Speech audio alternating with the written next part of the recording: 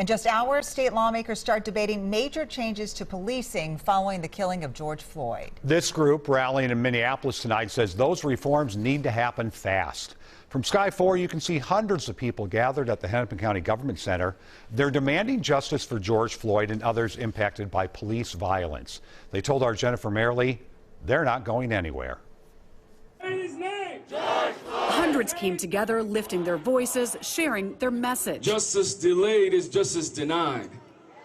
We are not done. Speakers spoke of their pain and their purpose. No more George Floyd.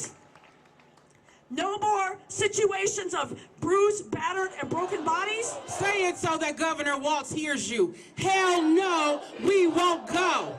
They need to understand that we are relentless in the pursuit of justice. Families impacted by police violence stood together. We're fighting so you don't ever have to walk a mile in our shoes. And George Floyd's friend, former NBA player Steven Jackson, stirred the crowd. So it's bigger than my brother, and it's bigger than me. Saying the movement must continue. We gotta keep going, we gotta keep fighting, because it's bigger than all of us.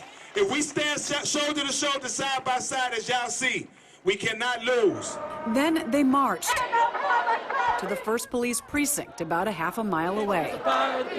People say it's more important than ever to continue to be heard. But people are still dying, people are still hurting, and our community is in pain. And so I'm going to be here every single day until we get justice. There's no excuse for being silent at this point. They say more needs to be done, and they want less talk and more action. I think it's important that everybody stays out there in the streets because, you know, this is people's lives. The march delayed light rail service for a short time, ending peacefully back at the Hennepin County Government Center.